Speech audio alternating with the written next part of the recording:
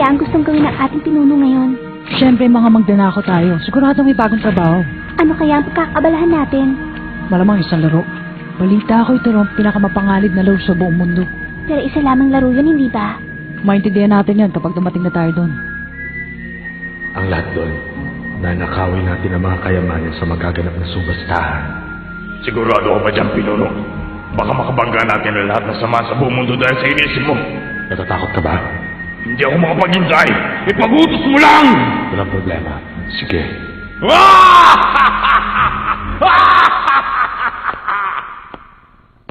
Mga kaibigan, lapit na kayo! Lapit na kayo! Subukan nyo na to! Baka swertein kayo! Mag-uumpisa na isang subastahan na may kondisyon. Ito na po ang ipupusta namin! Isang diamante na nagkakalaga ng 3 milyon. Ibinibenta to kanina doon sa tindahan. Ang kondisyon ay bunong braso! Sige, galingan mo! Dito! Pumila na maayos! Ay, Naririnig ko siya. Ayaw papigil eh. Sandali lang, mga kaibigan! Magpapahinga lang muna kami. Huwag kayo mainip at sandali lang to. Gon, Kilua, kumain na tayo. Mukhang napakarami pang taong pumipila. Pero kailangan na talaga natin kumain eh. Dapat ay matapos kagad sa loob na 5 minuto ha. Sige. 250 beses nang nanalo. Nakaipon na kami ng 2.5 million Genny na walang daya. Kailangan pa nating manalo na humigit kumulang sa 900,000 para maipon ang 8.9 billion. Kaya matatagalan pa tayo. Kayang-kaya ni Gunyan. Kahit imposible, magagawa niya posible. buti kung umabot pa tayo. Bago natin maipon yun, sigurado kung tapos na ang subastahan. May pagtitipan ba, Mafia? Oo, sigurado magsisimula na ang subastahan. Walang kaalam-alam tungkol sa kanila ang mga ordinaryong tao. Ang balita ko ay mafia ang may hawak nun. Kaya ang mga customer ay sigurado may kaugnayan sa kanila. Talaga? Mukhang marami kang nalalaman ah. Medyo. Hindi mo naman ako katulad eh. Pupunta ba naman ako dito na walang alam? Pero, tuwing sasapit ang dilim, ito na ang pinakadelikadong lugar. Dahil nagkalit dito ang mga taong yun. Oo, tama na yung kain-kain nyo na nito natin. O paano? Sisimulan na ba natin ulit? Sige, eto na! Magsisimula na tayo muli mga kaibigan! Bukas na ang subastahan!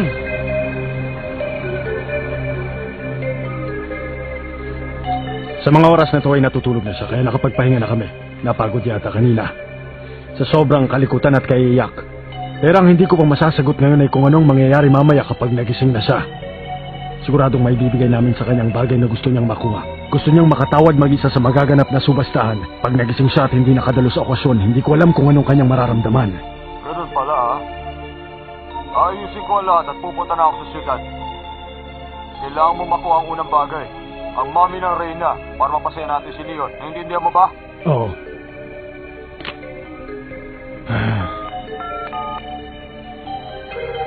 Ako ito. Kumusta na? Maayos naman ang lahat. Dito sa labas ay normal naman ang lahat. Roger, itatawag ko kapag may nangyari.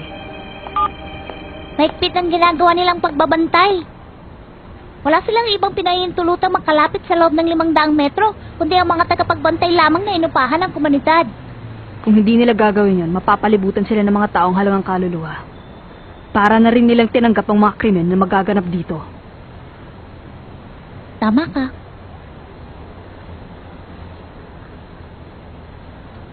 Maaari ba ako magtanong? Oo. Ang mga pulang mata. Ano yung sabihin ng mga pulang mata? Bakit? Mo na itanong. Wala naman ako masamang dahilan. Gusto ko lang malaman. Kasi nung ipakita niya sa atin yung larawan, parang pakiramdam ko'y nagwawala ang iyong puso. Parang merong matinding galit sa iyong kalooban. Iyon ang pagkakarinig ko. Sa palagay ko hindi gagana sa iyong pagsisinungaling. Ako ay miyembro ng kuruta.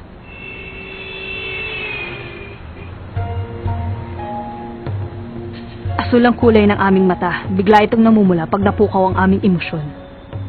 Kaya para hindi nila ako mahalata, naglalagay ako ng contact lens. Para mabawi ang mata ng aking mga kasamahan. Kaya ako tinanggap ang trabahong ito. Para sa tribo ng kuruta, babawiin ko ang lahat ng yon kahit anong mangyari. Sasabihin mo ba kay Dartzord? Mabuting hindi na lang. Ayoko matapos ang aking buhay eh.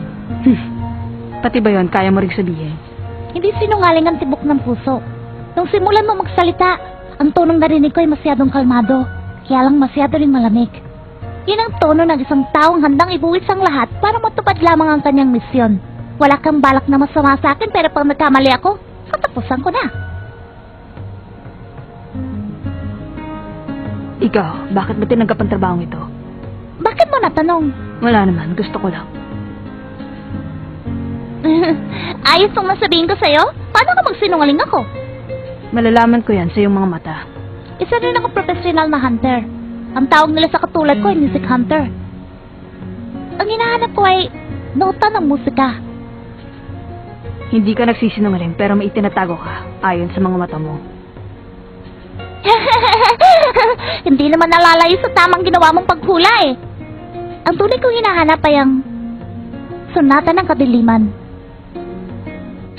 Isa yung komposisyon na ang lumikha ay ang Prinsipe ng Kadiliman. Meron yung 4 na bahagi: piano, violin, flauta at lira. Kapag ginamit yun o pinakinggan ng kahit na sino, makakaranas siya ng matinding kamalasan sa kanyang buhay. Hindi kaya isa lang yung lumang kasabihan. Hindi na yata kapanipaniwalan may katotohanan ng lahat ng yon.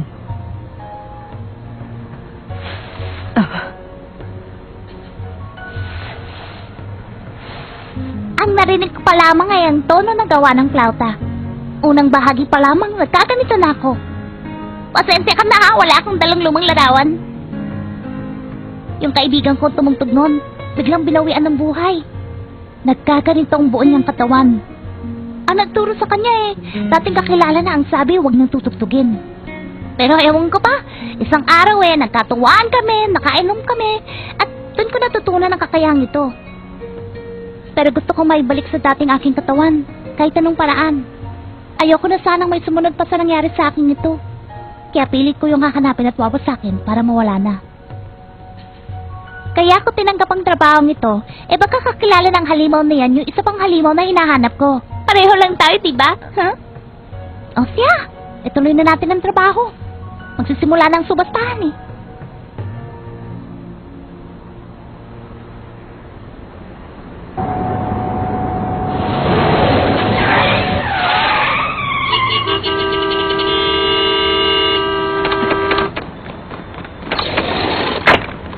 Ano ba? Sino ba kayo?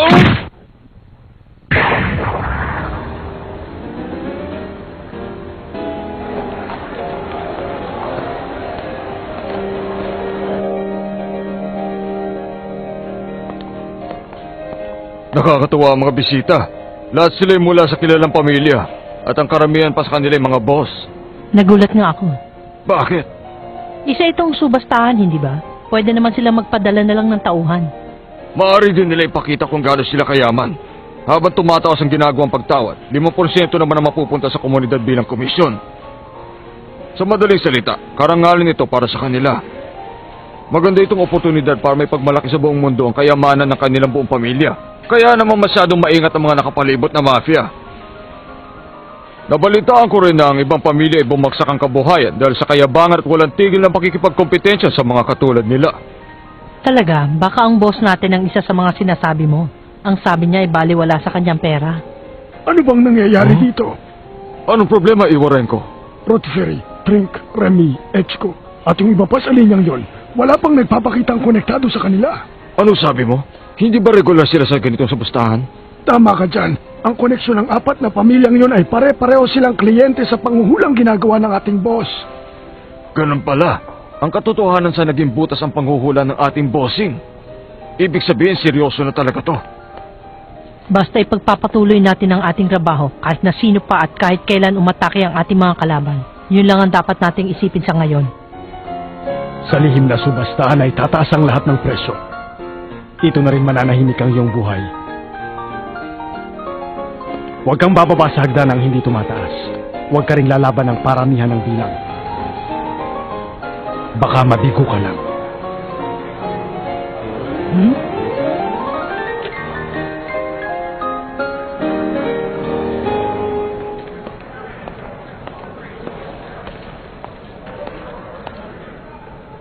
Magandang gabi.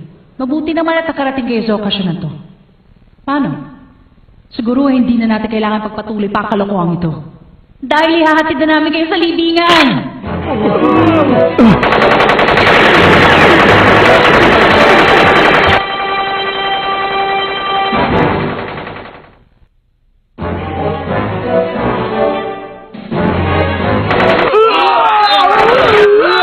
Bilis! Magtago kayo sa likod ko! Black Shadow! Labing-isang itim na anino! Protektahan niyo ako! Mga bala ng Nen, nagmula din siya sa pagpapalabas. Ang lahat ng bala lumalabas sa kanya ay hindi kayang pigilan ng aking kapangyarihan. Tocino!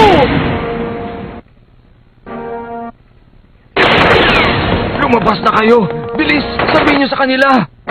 Ang hula ng aming amo, nagkatotoo na!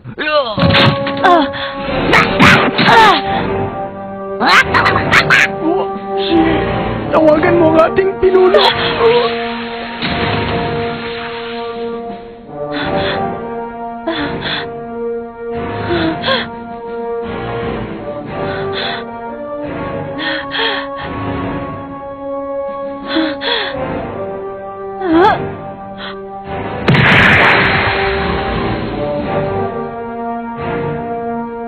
Wala naman yatang kahirap-hirap. Hindi mo man lang ako tiniran kahit malit na trabaho. Ngayon na, Demi-chan.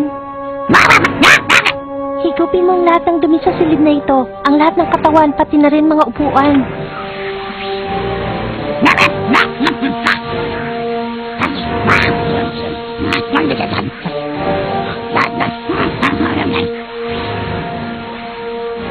Oh? Meron ba ako nakikitang gumagalaw dun eh? Samahan niyo! Sino ba kayo? Kahit ang pagkawin niyo, ito lang inyong katapusan. Sisiguraduhin ng komunidad na maghihirap kayo. Pati na rin ang buong niyong pamilya. Hindi na kayo makakalis sa lugar na ito. Sinusuba! Pamilya? Ano naman kaya yun? Ano kaya ang nangyari? Maraming kotseng nagdaratingan sa labas. Nagmamadali sila. Tatawagan ko si Dartson. Sige. Puntahan niyo ang gusali. Magmadali kayo. Ako na lamang ang bahalang magutos sa ringseng. Tayo na. Oo.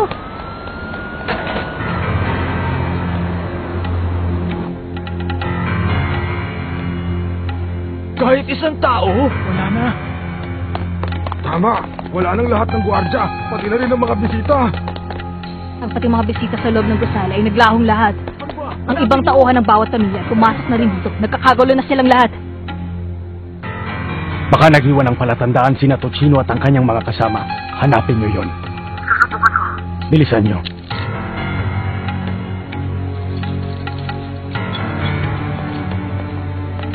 Ano ba kayo? Wala ba kayo nakikita? Gamitin yung mga mata niyo!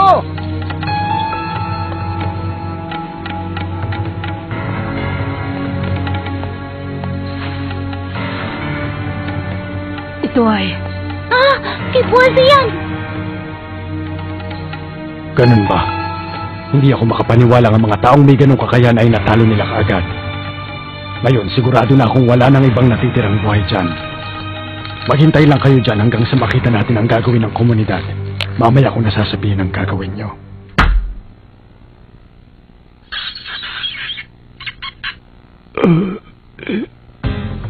Ang lahat ng ginto! Ninakaw! Saan naman kaya napunta ang lahat ng yon? Isa lang ang dadaanan nila sa rooftop. Oo, naiintindihan ko. Kayo! Ikalat nyo na ang balita sa lahat ng miyembro ng Yorkview City. Kapag nakakita kayo ng kahina-hinalang sasakyan, pasabugin nyo kaagad. Basta siguraduhin nyo lang na ibabalik nyo dito ang pinuno. Magbibigay ng malaking pabuya ang komunidad. Sigurado ba? Kung gano'n, nagkatotoo ang kanyang hula. Sa palagay ko'y kulang na ating tauhan. Pero hindi ako magpapahuli sa iba. Kailangan ko rin mabawi agad ng ninakaw na mami. Gawin niyo ang lahat para makita ang mga magnanakaw na yon. Maliwanag? Oo. Kurapika, Senritsu. Kasama ko ang ringseng. Ipagpapatuloy namin ang pagbabantay kay boss.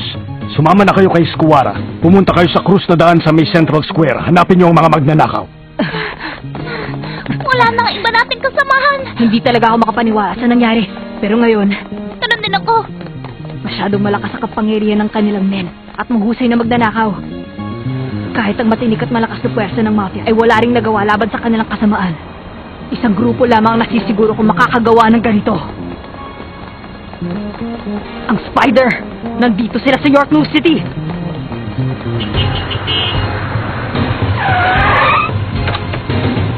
Huwag na kayo magsayang ng oras sa katatakbo! Sakay!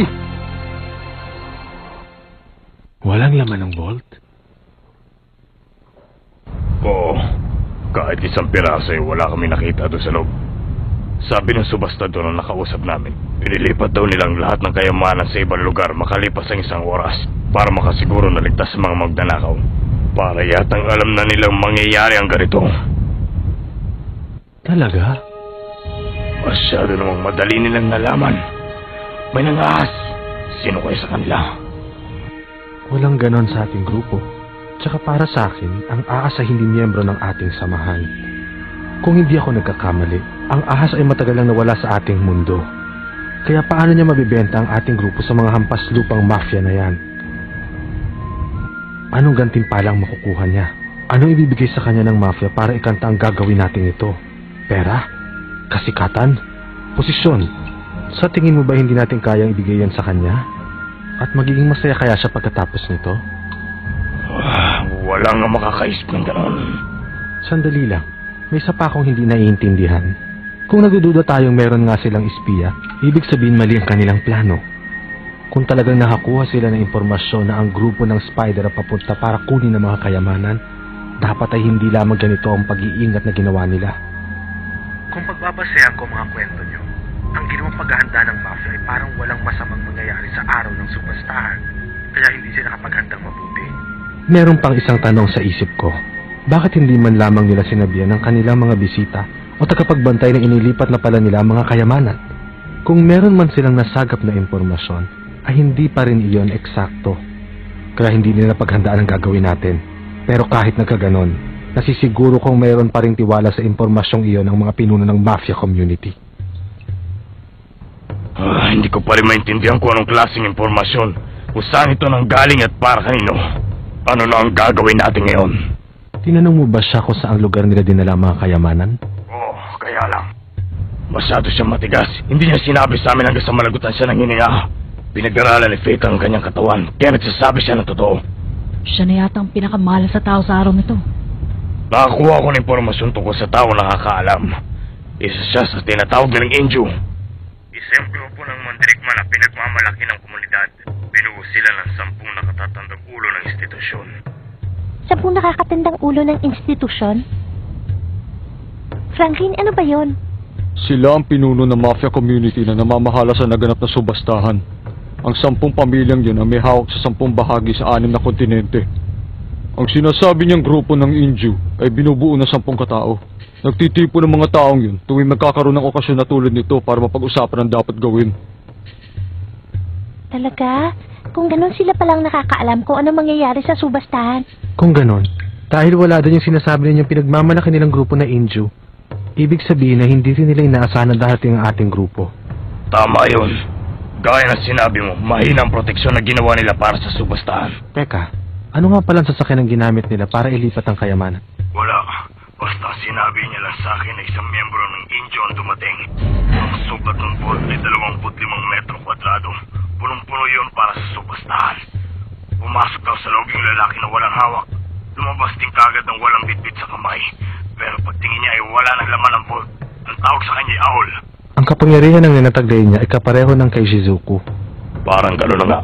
Sa insidenteng nangyari sa naganap na subastahan, siguradong may duda na rin sila. Na ang may kagagawa noon ay marunong gumamit ng Nen.